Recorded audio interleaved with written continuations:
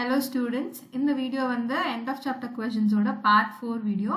இந்த வீடியோல 13th questionல இருந்து கடைசி question வரைக்கும் பார்க்கலாம். இப்போ first 13th questionல என்ன சொல்றாங்கன்னா ரெண்டு நம்பர் கொடுத்திருக்காங்க சரியா? A is equal to 7/12 ஒரு rational number கொடுத்திருக்காங்க. அப்புறம் B is equal to 5/6 ஒரு rational number கொடுத்திருக்காங்க. நம்மகிட்ட என்ன சொல்றாங்கன்னா express both A and B in form K1/m and K2 by m என்ன சொல்றாங்கன்னா இந்த ரெண்டு ரேஷனல் நம்பரையும் இந்த ஃபார்ம்ல ரெப்ரசன்ட் பண்ணுங்கன்னு சொல்றாங்க. ஸோ இதுல இருந்து நம்ம என்ன புரிஞ்சுக்கணும்னா மேல வந்து K1 and K2ன்னு சொல்லியிருக்காங்க. அப்போ நியூமரேட்டர் வந்து வேற வேற இருக்குன்னு அர்த்தம். கீழே பாருங்க டினாமினேட்டர் வந்து m வச்சுதான் ரெப்ரசன்ட் பண்ணியிருக்காங்க. ஸோ டினாமினேட்டர் வந்து ஒரே டினாமினேட்டர் இருக்கணும்னு அர்த்தம். இப்போ A and B ல பாத்தீங்கன்னா நியூமரேட்டர் வேற வேற இருக்கு. ஓகே, அது பிரச்சனை இல்லை. டினாமினேட்டர்ல வந்து ஃபர்ஸ்ட் 12 இருக்கு, இங்க வந்து 6 இருக்கு. இப்போ நம்ம என்ன பண்ணோம்னா இந்த ரெண்டு டினாமினேட்டரையும் வந்து ஒரே நம்பரா மாத்தணும். ஏன்னா நமக்கு இங்க கொடுத்துருக்க ஃபார்மேட்ல mன்னு ஒரே ஒரு வேரியபிள் வச்சு தானே டினோட் பண்ணியிருக்காங்க. அப்போ ஒரே நம்பர்னு அர்த்தம். ஸோ அதை எப்படி நம்ம மாத்தலாம்? எல்சிஎம் எடுத்தோம்னா 6 into 2 வந்து 12, மேலேயும் வந்து into 2 பண்ணிக்கோங்க. அப்போ நம்மளோட புது A and B ஓட வேல்யூஸ் என்னன்னா 7/12, A அப்படியே தான் இருக்கும். B is equal to 10/12. ஓகேவா? இப்போ நம்ம வந்து ஒரே மாதிரி மாத்திட்டோம். இப்போ அடுத்து என்ன சொல்றாங்கன்னா where K1, K2 and M are integers. Okay. And K2 minus K1 is greater than 6. இப்போ என்ன சொல்றாங்கன்னா K2 minus K1 6 விட ஜாஸ்தியா இருக்கணும்னு சொல்றாங்க. இப்போ நம்மளோட K1 வந்து 7, K2 வந்து 10. இப்போ 10 minus 7 வந்து 3 வந்து 6 விட கிரேட்டரா இருக்கா? இல்ல. ஸோ இந்த கண்டிஷன் வந்து நமக்கு சாட்டிஸ்ஃபை ஆகல. ஸோ இப்போ நம்ம என்ன பண்ணோம்னா K2 minus K1 பண்றப்போ நமக்கு வர ஆன்சர் வந்து 6 விட பெருசா இருக்க மாதிரி பண்ணணும். வேற ஏதாச்சும் காமனா ஒரு நம்பர் இருக்கான்னு பாருங்க. இல்ல அப்படி யோசிக்க வேணாம், சீக்கிரமா பண்ணணும்னா நம்ம என்ன பண்ணலாம்னா into 10 பண்ணிடலாம்.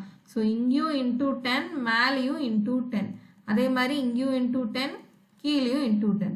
அப்போ நம்மளோட புது நம்பர்ஸ் என்னவா இருக்கும்னா A is equal to 70 divided by 120, B is equal to 100 divided by 120. இப்போ நம்மளோட புது வேல்யூஸ் என்னென்ன? K1 is equal to 70, K2 is equal to 100. இப்போ இந்த கண்டிஷன்ல சப்ஸ்டியூட் பண்ணி பாருங்க. K2 ஓட வேல்யூ 100, 100 minus K1 ஓட value 70 is equal to 30, 30 is greater than 6. அப்போ இந்த இடத்துல நம்ம கண்டிஷன் வந்து சாட்டிஸ்ஃபை ஆயிடுச்சு. ஸோ நம்ம அடுத்து வந்து ப்ரொசீட் பண்ணலாம். Using the same denominator m, write exactly 5 distinct rational numbers lying between A and B. இப்போ வந்து இந்த ரெண்டு நம்பருக்கு நடுவுலையும் வந்து 5 ரேஷனல் நம்பர் கண்டுபிடிங்கன்னு சொல்றாங்க. நம்ம என்ன பண்ணலாம்? 71ல ஆரம்பிச்சு 99 வரைக்கும் இருக்க எல்லா நம்பர்ஸும் எழுதிக்கலாம். ஸோ நான் என்ன எழுதுறேன்னா ஃபர்ஸ்ட் 71 divided by 120 இது ஒரு நம்பர், 81 divided by 120 இது இன்னொரு நம்பர், 99 divided by 120, அப்புறம் 75 divided by 120, அப்புறம் 95 divided by 120. இந்த 5 நம்பருமே வந்து 70/120க்கும் 100/120க்கும் நடுவில் தானே இருக்கு. இதுக்கு நடுவில் இருக்க எந்த நம்பர்ஸ் வேணாலும் நம்ம எழுதிக்கலாம். அதில் ஒரு 5 நம்பர்ஸ் தான் நான் எழுதியிருக்கேன். இதுதான் வந்து அவங்க கேட்ட 5 ரேஷனல் நம்பர்ஸ். அடுத்து என்ன சொல்றாங்கன்னா explain why the condition K2 minus K1 greater than n plus 1 is necessary to find n such rational numbers. இப்போ என்ன சொல்றாங்கன்னா ஏன் இந்த கண்டிஷன் வந்து தேவை அப்படின்னு கேட்குறாங்க. சரியா? இப்போ இந்த கண்டிஷன்ல நம்ம என்ன பார்த்தோம்? ரெண்டு நியூமரேட்டருக்கு நடுவில் இருக்க டிஃப்ரென்ஸ் வந்து நம்மள எவ்வளோ நம்பர்ஸ் கண்டுபிடிக்க சொல்றாங்களோ அதை விட ஜாஸ்தியா இருக்கணும். இப்போ ஃபர்ஸ்ட் சினாரியோ கன்சிடர் பண்ணி பாருங்க. இப்போ 7/12 கிடைச்சிச்சு ஃபர்ஸ்ட், கரெக்டா? 7/12ம் 10/12ம் கிடைச்சது. ஆனா நம்மள எத்தனை நம்பர்ஸ் கண்டுபிடிக்க சொன்னாங்க? 5 ரேஷனல் நம்பர்ஸ் கண்டுபிடிக்க சொன்னாங்க. ஒருவேளை இது ரெண்டு வச்சு நம்ம கண்டுபிடிக்கிற மாதிரி இருந்தா நடுவில் எத்தனை நம்பர்ஸ் இருக்கு? நமக்கு 8/12 இருக்கு, 9/12 இருக்கு. ரெண்டே நம்பர்ஸ் தான் இருக்கு. ஆனா நமக்கு தேவைப்பட்டது வந்து 5 ரேஷனல் நம்பர்ஸ். ஸோ இதுல இருந்து நம்ம என்ன தெரிஞ்சுக்கணும்னா எவ்வளோ ரேஷனல் நம்பர் கண்டுபிடிங்கன்னு நம்ம கிட்ட கேட்குறாங்களோ அந்த கவுண்டை விட ரெண்டு நியூமரேட்டர்ஸோட டிஃப்ரென்ஸ் வந்து ஜாஸ்தியா இருக்கணும். அப்படி இருந்தா மட்டும்தான் அவங்க கேட்டிருக்க கவுண்டை விட அதிகமான நம்பர்ஸ் நடுவில் இருக்கும். அப்போ தான் நம்ம எழுத முடியும். இப்போ பார்த்தீங்கன்னா எக்ஸாம்பிளுக்கு 100 - 70 வந்து 30. அது வந்து 6 விட ஜாஸ்தியாக இருந்துச்சு. அதனால நடுவில் இருக்க நம்பர்ஸும் நமக்கு ஜாஸ்தியாக இருந்துச்சு இல்லையா? இதுதான் வந்து இங்கே கான்செப்டே. ஸோ நம்ம என்ன எழுதிக்கலாம்னா இங்கே இருந்து ஸ்டார்ட் பண்ணிக்கோங்க. the condition k2 - k1 greater than n + 1 is necessary to find n such rational numbers between the two rational numbers a and b because the difference between the numerators must be greater than the count of rational numbers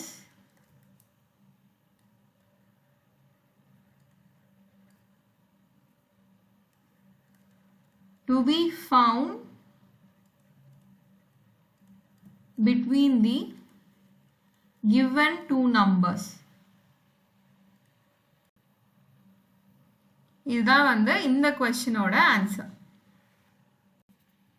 இப்போ இந்த video பார்த்துட்டு இருக்க யாருக்காச்சும் online டியூஷனோ இல்லை online கிளாஸஸோ வேணும்னா இங்கே இருக்க நம்பருக்கு காண்டாக்ட் பண்ணி ஃபர்தர் டீட்டெயில்ஸ் என்னன்னு தெரிஞ்சுக்கலாம். இப்போ அடுத்த 14th கொஸ்டின். இந்த கொஸ்டின்ல என்ன சொல்றாங்கன்னா 3 rational numbers x, y, z satisfy x plus y plus z is equal to 0. Okay, and xy plus yz plus zx is equal to 0. Show that all the rational numbers x, y, z must be simultaneously 0.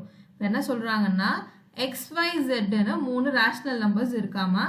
அந்த numbers வந்து எந்த கண்டிஷனை satisfy பண்ணுதுன்னா first condition வந்து x plus y plus z வந்து 0வா நமக்கு answer கிடைக்குது. சரியா? இந்த கண்டிஷனை satisfy பண்ற மாதிரி இந்த 3 நம்பர்ஸும் இருக்குன்னு சொல்றாங்க. செகண்ட் கண்டிஷன் வந்து என்னன்னா xy plus yz plus zx is equal to 0. இந்த கண்டிஷனையும் satisfy பண்ற மாதிரி இந்த 3 நம்பர்ஸ் இருக்குன்னு சொல்றாங்க. இப்போ நம்ம என்ன ப்ரூவ் பண்ணணும்னா x is equal to y is equal to z is equal to 0னு ப்ரூவ் பண்ணணும். இந்த 3 நம்பருமே வந்து 0னு நம்மள ப்ரூவ் பண்ண சொல்லியிருக்காங்க. இப்போ நம்ம என்ன பண்ண போறோம்னா நமக்கு இந்த ஃபர்ஸ்ட் கண்டிஷன் கொடுத்துருக்காங்க இல்லையா, இதை வந்து ஈக்குவேஷன் 1ஆ எடுத்துட்டு ரெண்டு சைடும் வந்து ஸ்கொயர் பண்ண போறோம். அப்போ squaring both sides in equation 1. அப்போ x plus y plus z the whole square is equal to 0 square. இப்போ அடுத்த ஸ்டெப்ல இந்த ஃபார்முலாவை வந்து நம்ம எக்ஸ்பேண்ட் பண்ணணும். a plus b the whole square formula இருக்கு இல்லையா, அதே மாதிரி a plus b plus c the whole square formula இருக்கு. அதை தான் நம்ம இங்க அப்ளை பண்ண போறோம். a plus b plus c the whole square is equal to a square plus b square plus c square plus 2 into ab plus bc plus ca. இப்போ இந்த ஃபார்முலாவை வந்து இங்க சப்ஸ்டிட்யூட் பண்ணணும்.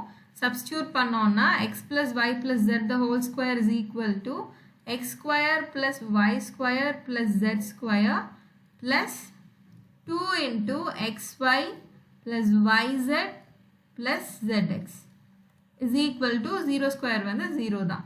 இப்போ இந்த டேர்மை நல்லா கவனிச்சு பாருங்களேன், எங்கேயோ பார்த்த மாதிரியே இருக்கும். எங்கன்னா ஈக்குவேஷன் 2. ஈக்குவேஷன் 2ல என்ன சொல்லியிருந்தாங்க, xy plus yz plus zx is equal to 0ன்னு சொல்லியிருந்தாங்களா. ஸோ இந்த டேர்முக்கு பதில் நம்ம 0ன்னு சப்ஸ்டியூட் பண்ணிக்கலாம். அப்போ என்ன எழுதிக்கலாம்னா by equation 2 xy plus yz plus zx is equal to 0. இது சப்ஸ்டியூட் பண்ணோம்னா x square plus y square plus z square plus 2 into 0 is equal to 0. அப்போ 2 into 0 வந்து 0 ஆயிரும். அப்போ x square plus y square plus z square is equal to 0. இப்போ finally இங்கே நல்லா கவனிச்சு பார்த்தீங்கன்னா இப்போ எக்ஸாம்பிளுக்கு நெகட்டிவ் நம்பராக இருக்குன்னு வச்சுக்கலாம். சரியா? எந்த கேஸில் இங்கே 0 வர சான்ஸ் இருக்கு? ஒருவேளை எக்ஸ் வந்து -2ஆக இருந்து y வந்து +3ஆக இருந்து அதுக்கப்புறம் z வந்து -1ஆக இருந்துச்சுன்னா 0ன்னு நமக்கு ஆன்சர் கிடைக்கிறதுக்கு பாசிபிலிட்டி இருக்கு.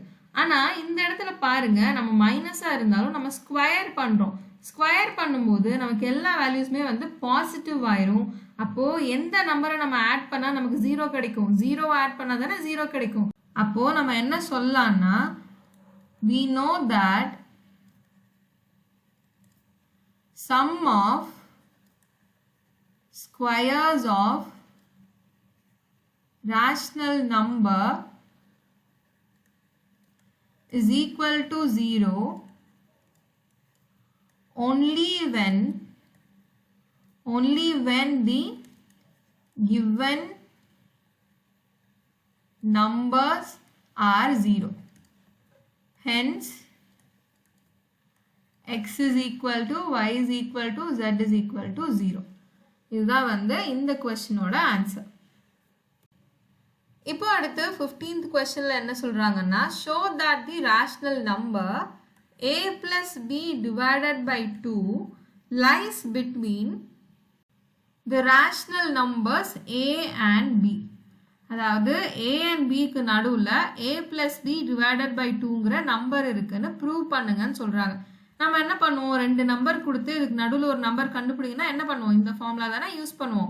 அதை வந்து ப்ரூவ் பண்ணுங்கன்னு சொல்றாங்க. இப்போ எக்ஸாம்பிளுக்கு 5 and 6 இருக்குன்னு வச்சுக்கலாம். இப்போ இதுக்கு ரெண்டுக்கும் நடுவில் ஒரு நம்பர் கண்டுபிடிங்க அப்படின்னா என்ன பண்ணுவீங்க? 5 வந்து ஏயோட வேல்யூ, 6 வந்து பியோட வேல்யூ. நம்ம என்ன பண்ணுவோம்? a plus b divided by 2 ரெண்டுக்கும் ஆவரேஜ் எடுப்போம். கரெக்டா? இப்போ 5 plus 6 divided by 2 which is equal to 11 divided by 2 which is further equal to 5.5. இப்போ 5.5 வந்து எதுக்கு நடுவில் இருக்கு? 5 and 6க்கு நடுவில் இருக்கு இல்லையா? இதுதான் வந்து இப்போ நம்ம ப்ரூவ் பண்ணோம்.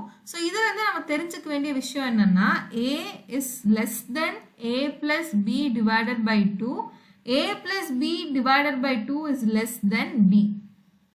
எப்பவுமே நம்ம பார்த்தோம்னா a ஓட வேல்யூவை விட a plus b divided by 2 ஓட வேல்யூ பெருசா இருக்கும். a plus b divided by 2 ஓட வேல்யூ வந்து b ஓட வேல்யூவை விட சின்னதா இருக்கும். அதாவது b வந்து a plus b divided by 2 ஓட பெருசா இருக்கும். இதுதான் வந்து format.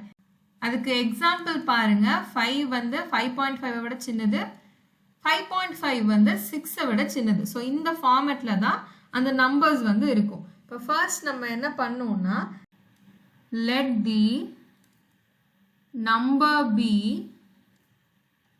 the numbers be a less than b. To prove எதை ப்ரூவ் பண்ண போறோம்? a வந்து a plus b விட சின்னது, a plus b divided by 2 விட சின்னது, a plus b divided by 2 வந்து b விட சின்னது. இதுதான் ப்ரூவ் பண்ண போறோம். ஃபர்ஸ்ட் வந்து என்ன பண்ண போறோம்னா a is less than b எழுதிக்கோங்க. சரியா? இது வந்து ஃபர்ஸ்ட் பார்ட் 1. ரெண்டு பார்ட்டா ப்ரூவ் பண்ண போறோம். இப்போ நம்ம என்ன பண்ண போறோம்னா ரெண்டு சைடுமே வந்து a வந்து ஆட் பண்ண போறோம். Adding a on both sides. a plus a less than b plus a. இதை சிம்பிளிஃபை பண்ணோம்னா 2a less than a plus b ன்னு எழுதிக்கலாம். அடுத்த ஸ்டெப்ல வந்து 2 வச்சு டிவைட் பண்ண போறோம். Dividing both sides by 2. 2 வச்சு டிவைட் பண்ணோம்னா 2a divided by 2 less than a plus b divided by 2. இதை ரெண்டையும் நீங்க கேன்சல் பண்ணிக்கலாம். அப்போ ஃபைனலா நமக்கு என்ன ஆன்சர் கிடைச்சிரும்? a is less than a plus b divided by 2. இதுதான் வந்து நம்மளோட ஃபர்ஸ்ட் பார்ட்டோட ஆன்சர். இதை வந்து ஈக்குவேஷன் 1 எடுத்துக்கலாம். இப்போ அடுத்து பார்ட் 2. பார்ட் 2லயும் அதே தான் நம்ம பண்ண போறோம். a less than b ன்னு எடுத்துக்க போறோம். இப்போ நம்ம என்ன பண்ண போறோம்னா ரெண்டு சைடும் வந்து b ஆட் பண்ண போறோம். Adding b on both sides. a plus b less than b plus b. இன்னும் சிம்பிளிஃபை பண்ணோம்னா a plus b less than 2b. இப்போ மறுபடியும் ரெண்டு சைடும் வந்து 2 வச்சு டிவைட் பண்ண போறோம். Dividing both sides by 2. Divide பண்ணோம்னா a plus b divided by 2 less than 2b divided by 2. இதை கேன்சல் பண்ணிட்டோம்னா நமக்கு என்ன ஆன்சர் கிடைக்கும்? a plus b divided by 2 less than b. இதுதான் வந்து நம்மளோட செகண்ட் ஈக்குவேஷன். புரிஞ்சுதா? இப்போ நம்ம என்ன கண்டுபிடிக்கணுமோ அது தனித்தனியாக கண்டுபிடிச்சிட்டோம். இப்போ ஃபைனலாக என்ன எழுதிக்கலாம்னா from equation 1 and 2 we prove that a less than a plus b divided by 2 less than b. இதுதான் வந்து இந்த கொஸ்டினோட ஆன்சர். இப்போ அடுத்து 16th கொஸ்டின். 16th கொஸ்டினில் நமக்கு ஒரு டயக்ராம் கொடுத்துருக்காங்க. இந்த டயக்ராம் வந்து நிறைய ட்ரையாங்கிள்ஸ் இருக்கு இல்லையா, அதெல்லாம் டுகெதராக அட்டாச் பண்ணி வச்சுருக்காங்க. இதில் நம்ம என்ன பண்ணோம்னா ஒவ்வொரு ட்ரையாங்கிளோட ஹைபாட்னியூஸ் என்னங்கிறது கண்டுபிடிக்கணும். ஃபஸ்ட்டு எத்தனை ட்ரையாங்கிள்ஸ் இருக்குது? இது first triangle, second, third, fourth, fifth, 6, 7, 8, 9, 10 10 triangle இருக்குது. இந்த 10 ட்ரையாங்கிளோட ஹைபாட்னியூஸ் என்னங்கிறத நம்ம கண்டுபிடிக்கணும். ஹைபாட்னியூஸ் ஃபார்முலா என்ன? பை பௌதியான Pythagoras theorem we know that h square is equal to a square plus b square, where h is equal to hypotenuse, a is equal to height of triangle, b is equal to base of triangle. சரியா? இந்த formula நமக்கு தெரியும் இல்லையா, ஹைபோட்டனியூஸோட formula. அதை வச்சு தான் வந்து நம்ம ஒவ்வொரு ஹைபோட்டனியூஸும் என்னங்கிறது கண்டுபிடிக்க போகிறோம். h square is equal to a square plus b square. அப்போது h is equal to இந்த ஸ்கொயர் இந்த சைடு வந்துருச்சுன்னா ரூட் ஆயிரும். இப்போ ரூட்டுக்குள்ளே a square plus b square. சரியா? இந்த ஃபார்முலா யூஸ் பண்ணி தான் நம்ம கண்டுபிடிக்க போகிறோம். இப்போ ஃபர்ஸ்ட் ட்ரையாங்கிளோட ஹைபோட்டனியூஸ் என்னன்னு கண்டுபிடிக்கலாம். ரெண்டு சைடும் என்ன கொடுத்துருக்காங்க? 1 1 கொடுத்துருக்காங்க. இந்த சைடு தான் வந்து நம்மளோட ஹைபோட்டனியூஸ். அப்போது இந்த வேல்யூஸை சப்ஸ்டியூட் பண்ணுங்க. h is equal to இது வந்து பேஸ், இது வந்து ஹைட். அப்போது h is equal to ரூட்டுக்குள்ளே 1 square plus 1 square which is equal to root 2. அப்போ ஹைபோட்டனியூஸ் வந்து root 2. ஃபர்ஸ்ட் ட்ரையாங்கிளோட ஹைபோட்டனியூஸ் வந்து root 2. இந்த சம்மில் ஞாபகம் வச்சுக்கோங்க, நம்ம ப்ரீவியஸ் ட்ரையாங்கிளுக்கு ஹைபோட்டனியூஸ் கண்டுபிடிக்கிறோம் இல்லையா, அதுதான் நம்ம அடுத்து கண்டுபிடிக்க போகிற ட்ரையாங்கிளோட பேஸாக இருக்கும். அப்போது இந்த ட்ரையாங்கிளோட பேஸ் வந்து root 2, ஹைட் வந்து 1 கொடுத்துட்டாங்க. இப்போ இந்த ஹைபோட்டனியூஸ் தான் வந்து நம்ம என்னன்னு கண்டுபிடிக்கணும். ஃபார்முலாவில் சப்ஸ்டியூட் பண்ணோம்னா 1 ஸ்கொயர் ப்ளஸ் root 2 ஸ்கொயர். இந்த ஸ்கொயரும் root 2 கேன்சல் ஆயிரும்.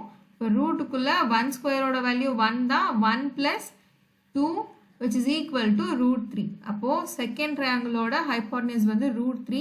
செகண்ட் ட்ரையாங்கிளோட ஹைபோட்டனியூஸ் root 3னா தேர்ட் ட்ரையாங்கிளோட பேஸ் வந்து root 3ன்னு அர்த்தம். இப்போ இது வந்து root 3, ஹைட் வந்து 1 தான்.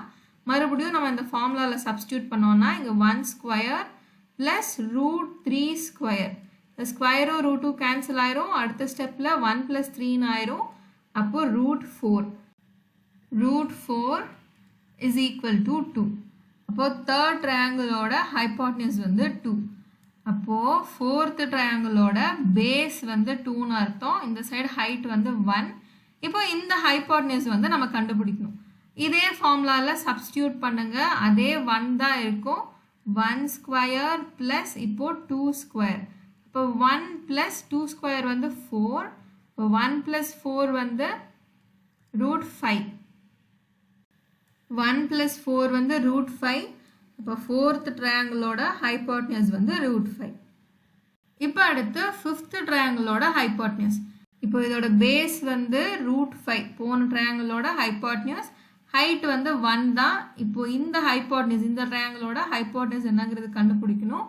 அப்போ ஃபார்முலாவில் 1 அப்படியே தான் இருக்கும். 1 square plus root 5 square, root 2 ஸ்கொயரும் கேன்சல் ஆயிரும். அப்போ 1 plus 5 is equal to root 6. அப்போ ஃபிஃப்த் ட்ரையாங்கிளோட ஹைபோட்டனியூஸ் வந்து root 6. இப்போ அடுத்து சிக்ஸ்த் ட்ரையாங்கிள். இது 1 அப்படியே தான் இருக்கும். இப்போ சிக்ஸ்த் ட்ரையாங்கிளோட பேஸ் என்ன? பேஸ் வந்து root 6. இப்போ root 6 இங்கே எழுதிக்கோங்க, ஸ்கொயர் பண்ணிக்கோங்க. அடுத்த ஸ்டெப்பில் இந்த root 2 ஸ்கொயரும் கேன்சல் ஆயிருமா? root 6 ஸ்கொயர்னா இந்த root 2 ஸ்கொயரும் கேன்சல் ஆயிரும். அப்போது இந்த இடத்துல 1 plus 6ன்னு ஆன்சர் வரும். ஃபர்தராக root 7ன்னு நமக்கு ஆன்சர் கிடைக்கும். அப்போது சிக்ஸ்த் ட்ரையாங்கிளோட ஹைபோட்டனியூஸ் வந்து root 7. இப்போ நான் பண்ண 7, 8, 9, 10க்கு ட்ரை பண்ணுங்க. இப்போது 7th ட்ரையாங்கிளோட ஹைப்போட்டனியூஸ் என்னன்னா நம்மளோட பேஸோட வேல்யூ வந்து √7, ஹைட் வந்து 1. இப்போ இந்த இடத்துல √7 ரீப்ளேஸ் பண்ணிக்கோங்க. இந்த இடத்துல ரூட்டும் ஸ்கொயரும் கேன்சல் ஆயிரும். அப்போ 1 + 7, அடுத்து வந்து 1 + 7 வந்து 8. அப்போ √8. இதை வந்து √8ன்னு எழுதிக்கலாம். அப்படி இல்லைன்னா 2 × 4ன்னு ரூட்டுக்குள்ளே எழுதிட்டு 2√2ன்னு எழுதிக்கலாம். சரியா? இப்போ அடுத்து வந்து 8th ட்ரையாங்கிளோட ஹைப்போட்டனியூஸ். இந்த பேஸ் என்ன? √8, ஹைட் வந்து 1. அப்போ அந்த 1 ஸ்கொயர் அப்படியே வச்சுக்கோங்க. இங்கே வந்து √8², இங்கே 8, இங்கே 9. √9ஓட வேல்யூ என்ன? 3. அப்போது 8th ட்ரையாங்கிளோட ஹைப்போட்டனியூஸ் வந்து 3. இனி அடுத்து 9th ட்ரையாங்கிள். 9th ட்ரையாங்கிளோட பேஸ் என்ன? பேஸ் வந்து 3, ஹைட் வந்து 1. அப்போது 1 + 3², இங்கே வந்து 1 + 9 = √10. அப்போது 9th ட்ரையாங்கிளோட ஹைப்போட்டனியூஸ் வந்து √10. அப்போது இங்கே பேஸோட வேல்யூ வந்து √10, ஹைட் வந்து 1. ஹைப்போட்டனியூஸ் என்னவா இருக்கும்? இந்த ஹைப்போட்டனியூஸ் வந்து 1², இங்கே 10 எழுதிக்கோங்க, +10². அப்போ 1 + 100 = 101. அப்போது 10th ட்ரையாங்கிளோட ஹைப்போட்டனியூஸ் வந்து ரூட்டுக்குள்ளே 101. இதுதான் வந்து இந்த கொஸ்டினோட ஆன்சர். இதோட இந்த கொஸ்டினும் முடிஞ்சிருச்சு. எண்ட் ஆஃப் சாப்டர் கொஸ்டின்ஸும் முடிஞ்சிச்சு. இந்த சாப்டரும் முடிஞ்சிச்சு. அடுத்த வீடியோவில் இருந்து நம்ம 4th lesson பார்க்கலாம். Until then, keep watching and stay connected.